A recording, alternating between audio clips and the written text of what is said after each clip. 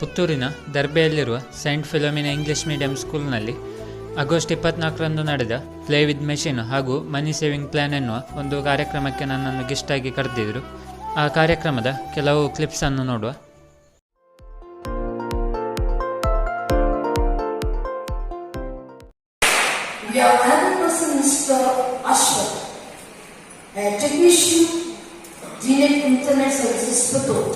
Sir, you are welcome to this. We have another person, Mr. Karthik Sharma, the electrician and the innovator. So, YouTuber. So, sir, you are welcome. So, besides this, we have one more person, Mr. Prashant, the regional officer of Bank of Baroda. So, you are welcome to this program, sir. ಹಾಗೆ ಆ ಕಾರ್ಯಕ್ರಮವನ್ನು ರೂಪಿಸಿದಂಥ Vivek Alva sir ಹಾಗೂ ಕೋಡಿಬೈಲ್ ಮೆಷಿನರಿಯಿಂದ ಬಂದ ನವೀನ್ ಅವರು ಕೂಡ ವೇದಿಕೆಯ ಮೇಲೆ ಉಪಸ್ಥಿತರಿದ್ದರು. ಶಾಲೆಯ ಎಚ್ಎಂ ಲೋರಾ ಮೇಡಮ್ ಸ್ವಾಗತಿಸಿದರು.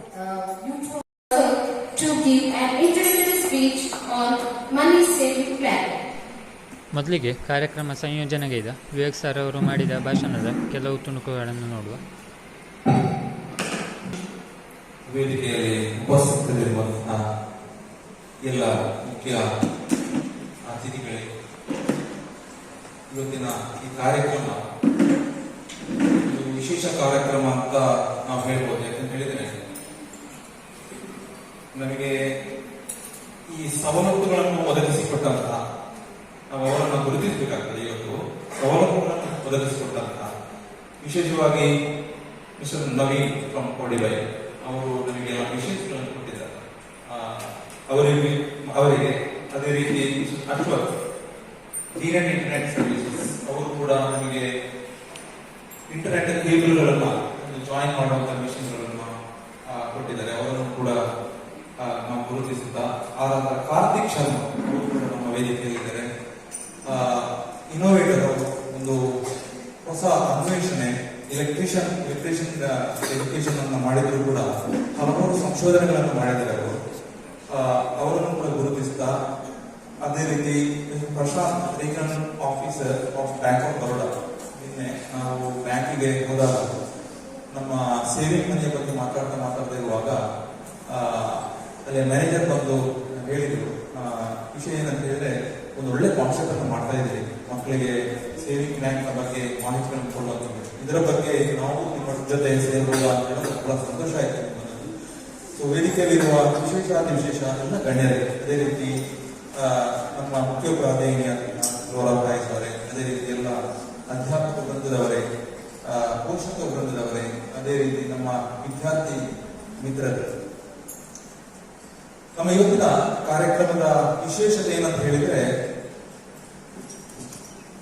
ಒಂದು ಪ್ಲೇಯಿಂಗ್ ಮೆಷಿನ್ಸ್ ಅಂತ ಈಗಾಗಲೇ ನಮ್ಮ ಎಚ್ಎಂ ಅವರು ಮಾತಾಡಿದರು.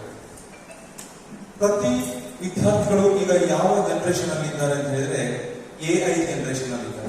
ಆರ್ಟಿಫಿಷಿಯಲ್ ಇಂಟೆಲಿಜೆನ್ಸ್ ಅಂತ ಹೇಳ್ತಾರೆ. ಈ ಆರ್ಟಿಫಿಷಿಯಲ್ ಇಂಟೆಲಿಜೆನ್ಸ್ ಅಂತ ಹೇಳಿದ್ರೆ ನಾವು ನಮ್ಮತನವನ್ನು ಮಾರಿಕೊಂಡಾಗ ದೇವರು ನಮಗೆ ವಿಶೇಷವಾದಂತಹ ಬುದ್ಧಿಶಕ್ತಿಯನ್ನು ಕೊಟ್ಟಿದ್ದಾರೆ. ಆ ಬುದ್ಧಿಶಕ್ತಿ ಯಾಕೆ ಕೊಟ್ಟಿದ್ದಾರೆ ಅಂತ ಹೇಳಿದ್ರೆ ಯೋಚನೆ ಮಾಡು, ಕೆಲಸ ಮಾಡು, ಯಾವ ರೀತಿ ಲಾಜಿಕ್ ಆಗಿ ಥಿಂಕಿಂಗ್ ಮಾಡಬೇಕು, ಕೆಟ್ಟದ್ದು ಯಾವುದು ಒಳ್ಳೇದು ಯಾವುದು, ನಾವು ಮುಂದುವರಿಬೇಕಿದ್ರೆ, ಡೆವಲಪ್ ಆಗಬೇಕಿದ್ರೆ, ಸಂಶೋಧನೆ ಮಾಡಬೇಕಿದ್ರೆ ಈ ಬುದ್ಧಿವಂತಿಕೆಯಿಂದ ಏನೆಲ್ಲ ಸಾಧಿಸಬಹುದು ಅಂತ.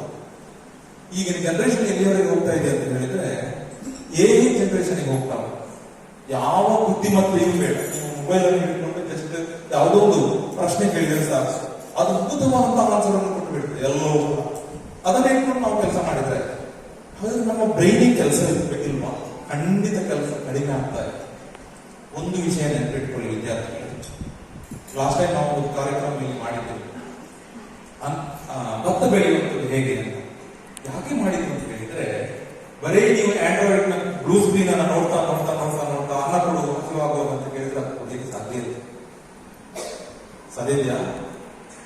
ಯಾವುದೋ ಒಂದು ಜಾಬ್ ಅಲ್ಲಿ ಕೆಲಸ ಮಾಡಿ ಸಂಜೆ ಆ ತಿಂಗಳು ಅಥವಾ ಆ ವರ್ಷ ನಿಮಗೆ ಒಂದು ಸ್ಯಾಲರಿ ಅಕೌಂಟ್ಗೆ ಬಿದ್ದರೆ ಆ ದುಡ್ಡನ್ನು ಹಿಡ್ಕೊಂಡು ಹೊಟ್ಟೆ ತುಂಬಿಸಲಿಕ್ಕೆ ಸಾಧ್ಯ ಇದೆಯಾ? ಸಾಧ್ಯ ಇಲ್ಲ, ಖಂಡಿತ ಸಾಧ್ಯ ಇಲ್ಲ. ಅನ್ನವೇ ಬೇಕು, ಬಟ್ಟಲು ಬೇಕು, ಗದ್ದೆಯಲ್ಲಿ ಯಾರೋ ಒಂದು ಬೆಳೆದಿರ್ಬೇಕು, ಆ ಅನ್ನವನ್ನು ಪ್ರೊಸೆಸ್ ಮಾಡಿ ಬಟ್ಟಲಿಗೆ ತಂದು ಹಾಕಿರ್ತಾರೆ, ಅದನ್ನು ಊಟ ಮಾಡಬೇಕು. ಹಾಗಾದ್ರೆ ನಾವು ಅದನ್ನ ಮರಿಬಾರ್ದು, ಆ ಪ್ರೊಸೆಸ್ ಅನ್ನ ಮರಿಬಾರ್ದು. ಒಂದು ಹಂತಕ್ಕೆ ಅನ್ನ ಬೆಳೆಸುವವರು ಇಲ್ಲ ಅಂತ ಇಟ್ಕೊಳ್ಳುವ, ಆಗ ನಾವು ಏನ್ ಮಾಡ್ಬೇಕು, ನಮಗೆ ಆ ಜ್ಞಾನ ಬೇಕು. ಈಗ ಮಿಷಿನ್ಸ್ ಅಂತ ಹೇಳುವಂಥದ್ದು ನಿಮ್ಮ 1ನೇ ಕ್ಲಾಸಿಂದ 10ನೇ ಕ್ಲಾಸ್ವರೆಗೆ ದೊಡ್ಡ ಇನ್ವಾಲ್ವ್ಮೆಂಟ್ ಇಲ್ಲ. ಹಾಗಂತ ಹೇಳಿ ನೀವು ಹೋಗುವಂತ ವಾಹನ ವೆಹಿಕಲ್ ಅದು ಮಿಷಿನ್ ಇರ್ಬೋದು.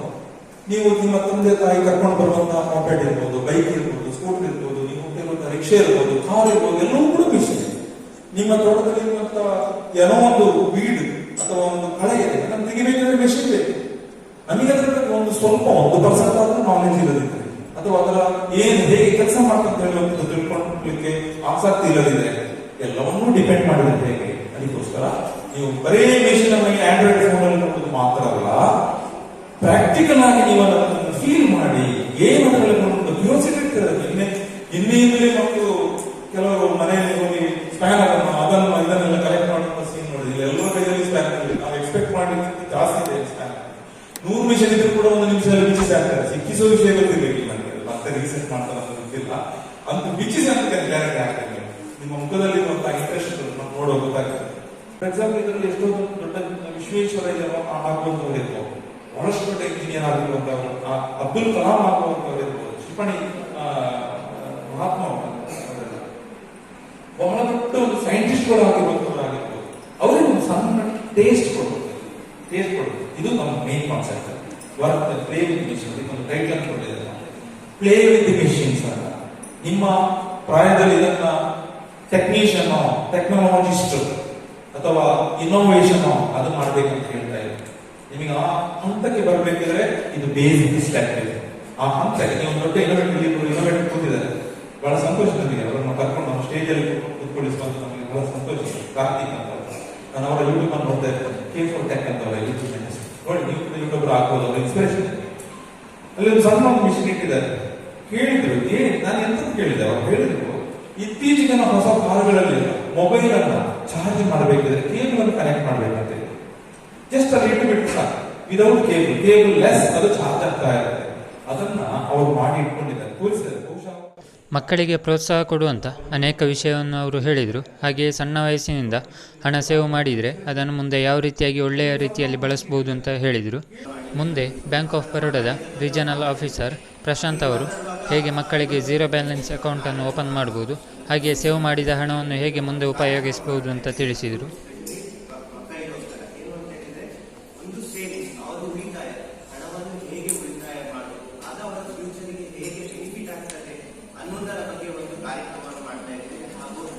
ಪ್ಲೇ ಮಿಷಿನ್ ಅನ್ನೋ ಒಂದು ಪ್ರೋಗ್ರಾಮ್ ಅನ್ನು ಮಾಡ್ತಾ ಇದ್ದೀರಿ ಅಂತ ಹೇಳಿದ್ರು. ನಮಗೂ ಖುಷಿ ಆಯ್ತು, ಯಾಕಂದ್ರೆ ಇಂಥ ಒಂದು ಕಾನ್ಸೆಪ್ಟ್ ಜೊತೆಗೆ ಒಂದು ಮಕ್ಕಳಿಗೆ ಅದರ ಬಗ್ಗೆ ತಿಳುವಳಿಕೆ ನೀಡುವಂತ ಪ್ರೋಗ್ರಾಮ್ ಮಾಡ್ತಾ ಇರೋದು ನಾನು ಕೇಳ್ತಾ ಇರೋದು ಫಸ್ಟ್ ಟೈಮ್ ಇದು.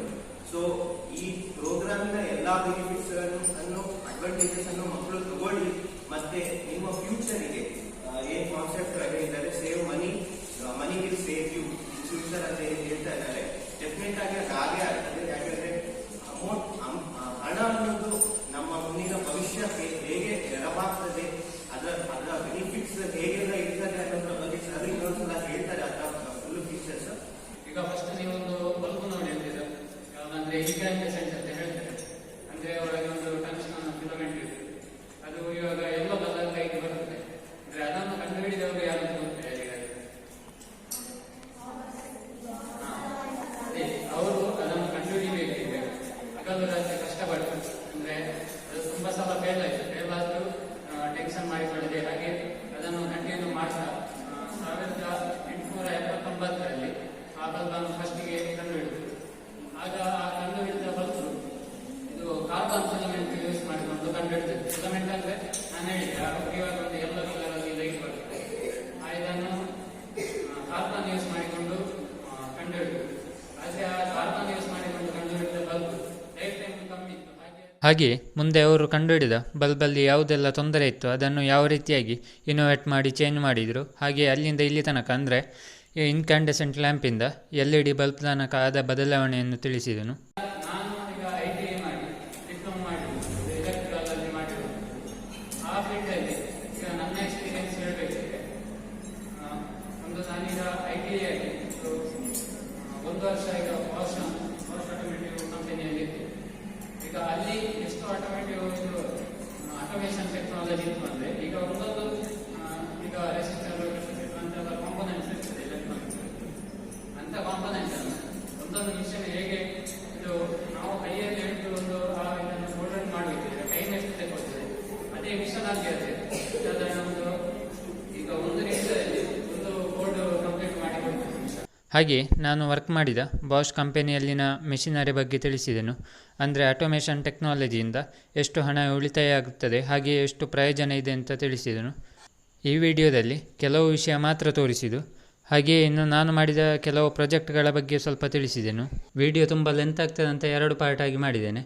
ಇನ್ನು ಇಂಟ್ರೆಸ್ಟಿಂಗ್ ವಿಷಯ ಅಂದರೆ ಮಕ್ಕಳಿಗೆ ಕೊಟ್ಟಂಥ ಮೆಷಿನರಿ ಆಗಿರ್ಬೋದು, ಹಾಗೆಯೇ ಡಿನೆಟ್ನಿಂದ ತಂದ ಆಪ್ಟಿಕಲ್ ಫೈಬರ್ ಸ್ಪ್ಲೈಸಿಂಗ್ ಮೆಷಿನ್ ಇರ್ಬೋದು, ಹಾಗೆ ನಾನು ಮಾಡಿದ ಕೆಲವು ಪ್ರಾಜೆಕ್ಟ್ಗಳನ್ನೆಲ್ಲ ಎಷ್ಟು ಕುತೂಹಲದಿಂದ ನೋಡಿದ್ರು ಅಂತ ನೋಡುವ. ವಿಡಿಯೋ ಇಷ್ಟ ಆದರೆ ಲೈಕ್ ಮಾಡಿ, ಶೇರ್ ಮಾಡಿ, ಕಮೆಂಟ್ ಮಾಡಿ, ಹಾಗೆ ಇದುವರೆಗೂ ಚಾನಲ್ ಸಬ್ಸ್ಕ್ರೈಬ್ ಆಗಿಲ್ಲ ಅಂದರೆ ಸಬ್ಸ್ಕ್ರೈಬ್ ಮಾಡಿ.